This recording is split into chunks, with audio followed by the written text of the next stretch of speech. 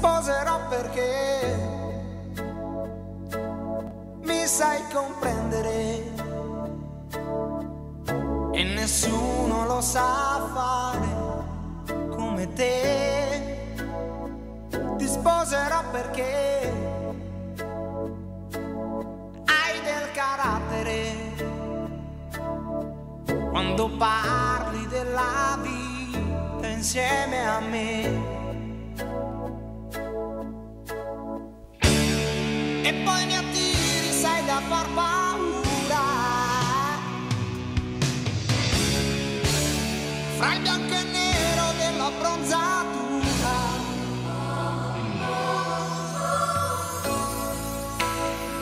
Ti sposerò perché ti piace ridere e sei mezza matta. Et qui donne cette demoiselle en mariage? Moi. Un petit baiser, s'il vous plaît, pour votre fille. Serrez la main. Voilà, voilà. Très bien. Et vous pouvez vous asseoir.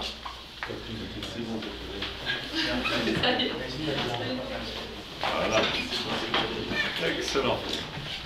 Prenez le bras de votre fiancée, mademoiselle. Hein?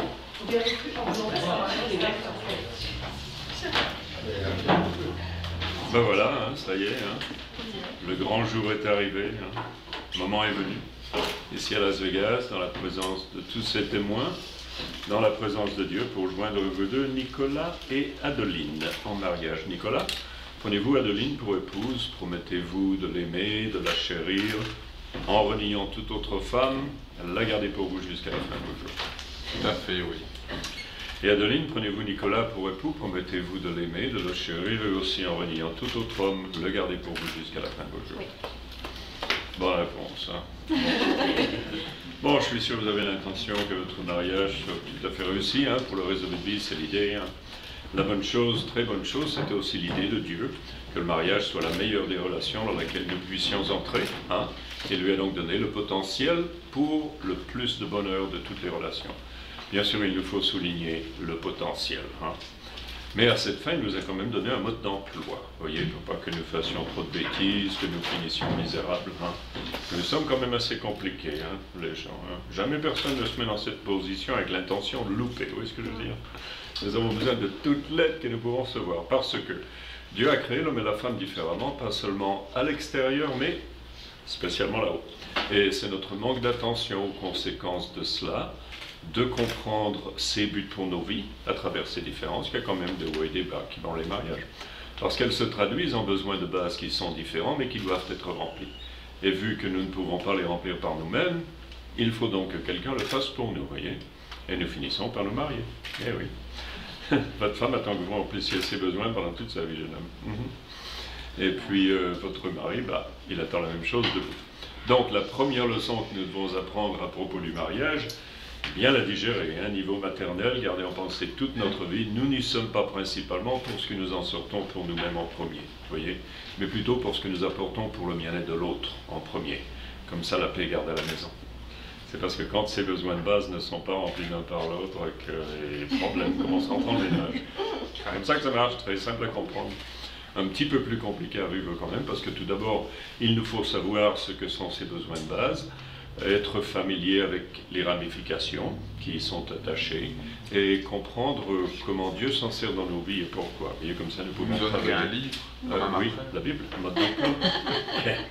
Oui, comme ça nous pouvons savoir comment Dieu s'en sert dans nos vies et pourquoi. Oui. Un des buts qu'il a, d'après la Bible, qui est notre mode d'emploi, un de ses buts, c'est de nous donner, en mettant l'autre en premier toujours, c'est de nous donner une opportunité de grandir dans l'amour véritable. Voyez, d'après la Bible, il y a une description en fait complète de quoi consiste l'amour véritable, et un des nombreux versets qu'il décrit dit que ça ne recherche pas son propre intérêt. C'est pas égoïste. C'est dans votre mariage, Nicolas, si vous décidiez d'avoir toujours en premier but le bonheur de votre femme avant le vôtre, de la même façon, vous faites la même décision envers votre mari, bah, vous aurez déjà beaucoup moins de désillusions à propos du mariage. Parce que la nature de l'amour véritable, comme le décrit la Bible, c'est en fin de compte totalement altruiste. C'est une décision de notre part, toujours plus portée sur le bien-être et le bonheur de l'autre que son propre bonheur. Ce genre d'amour, la Bible dit, ne peut jamais opter. Ce qui nous donne quand même un challenge, parce que par nature, nous sommes assez centrés sur nous-mêmes. Hein, oui. Et oui, nous rentrons dans le monde de cette façon. Vous voyez ce que je veux dire? Oui, c'est tout à propos de nous en premier. Donc, si nous devons nous aimer de plus en plus au fur des années, il faut comprendre une chose. Dieu nous entraîne à travers le mariage à être de moins en moins égoïstes. Il a donc dessiné le mariage en école d'altruisme. Et oui, des fois, c'est les classes dans l'altruisme. Plutôt nous comprenons ça le nous sommes parce qu'il continue avec son programme de toute façon. Et il y en a qui ne comprennent jamais ça. Je les vois venir ici tous les jours. Et 2 fois, 3 fois, 4 fois, 5 fois. Je ne veux plus vous voir, c'est fini. Non. Excepté pour des renouvellements de bébés. Ça, c'est bon pour vous, bon pour le business. La façon dont il nous entraîne, le Seigneur, il se sert des besoins de place qu'il a mis en vous, que vous devez remplir l'un pour l'autre. Donc, très important de savoir qui sont. Un des plus grands besoins de votre femme, Nicolas, que vous devez remplir pendant toute sa vie, si même peut-être pas son plus grand besoin d'après la Bible, c'est qu'elle reste toujours en sécurité complète de et dans votre amour. Que vous ne lui donniez jamais, mais alors jamais, l'opportunité de même en douter. Voyez?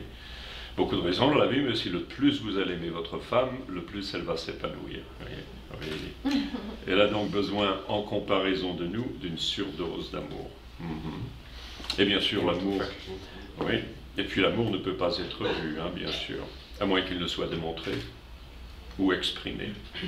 Façon la plus facile de faire ça, Nicolas, parce qu'il y a des façons très difficiles de démontrer l'amour. Plus facile, tous les jours, vous dites à Adeline combien vous l'aimez, combien elle compte pour vous, oui.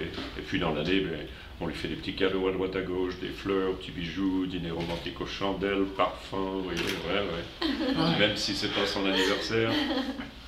Surtout quand c'est pas son anniversaire, gros bon point pour ça, oui. Ah, ouais. Et ça marche pour tous les mecs ici aussi. Même prenez note. Énormément de principes à suivre, il faut que les mariages soient réussis, bien sûr, certains qui sont beaucoup plus profonds que ce que je viens de partager, avec des ramifications beaucoup plus profondes. Mais c'est vraiment seulement si nous marchons dans la façon dont Dieu a dessiné le mariage, qu'il va devenir ce qu'il veut vraiment qu'il soit. Et en fait, ce que vous voulez qu'il soit. Une relation riche, réussie, qui va de mieux en mieux au fur des années. Hein, au lieu de pire en pire. Hein, vous ne voulez pas de ça, non. Dieu ne veut pas de ça non plus. Je vous encourage donc de prier tous les deux, prier l'un pour l'autre, puis étudier votre mode d'emploi pour vous-même. Hein, la Bible, jamais déçu pour ça. Tout ce que nous avons besoin pour la vie, c'est là-dedans. Celle-ci, la prochaine. Trop de religiosité là-bas dehors, il n'y a pas assez de Dieu. Vous voyez ce que je veux dire? Faites face à l'autre, s'il vous plaît. La petite demoiselle va apporter des alliances.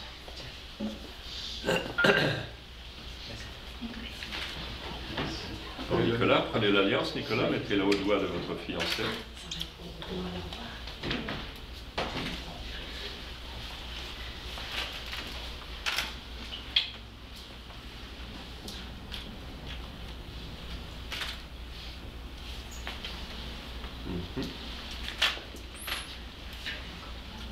Dites Adeline, je te donne cette alliance.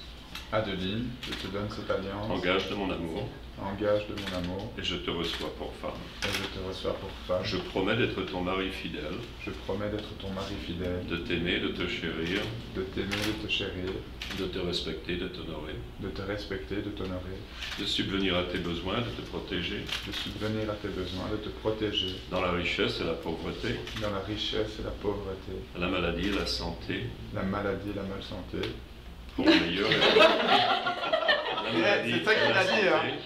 La maladie et la santé. Pour le meilleur et pour le pire. Pour le meilleur et pour le pire. Jusqu'à la fin de mes jours. Jusqu'à la fin de mes jours. Ah, je répète. Hein.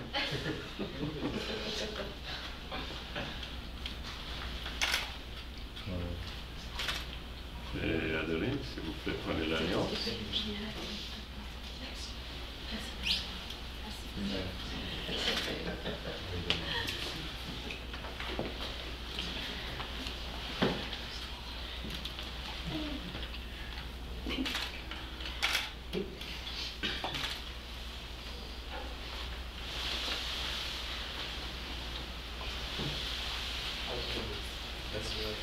Voilà. Nicolas, je te donne cette alliance, Nicolas, je te donne cette alliance, engage de mon amour, engage de mon amour, et je te reçois pour mari. et je te reçois pour mari. Je promets d'être ta femme fidèle, Je promets d'être ta femme fidèle, de t'aimer, de te de chérir, t'aimer, de te chérir, de te respecter, de t'honorer, de te respecter et de t'honorer, dans la richesse et la pauvreté, dans la richesse et la pauvreté, la maladie et la santé, la maladie et la santé, pour le meilleur et pour le pire, pour le meilleur et pour le pire, jusqu'à la fin de mes jours. jusqu'à la fin de mes jours.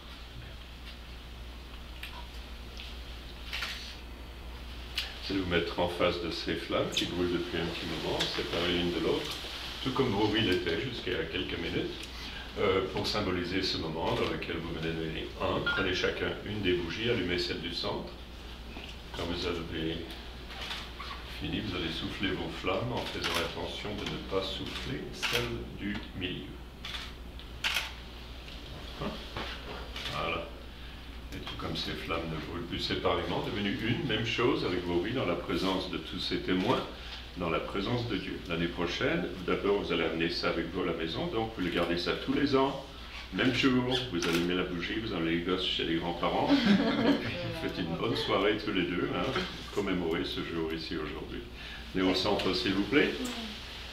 Nicolas, Adeline, approuvant toutes les paroles que vous venez d'échanger, dans la présence de tous ces témoins, dans la présence de Dieu, par l'autorité qui m'est donnée en tant que ministre de la bonne nouvelle de notre Sauveur Jésus-Christ, le Fils du Dieu vivant, ressuscité des morts. Les lois de l'État du Nevada, je prononce ce que vous êtes maintenant déjà, mari et femme. Embrassez votre femme, monsieur, et on applaudit les amours.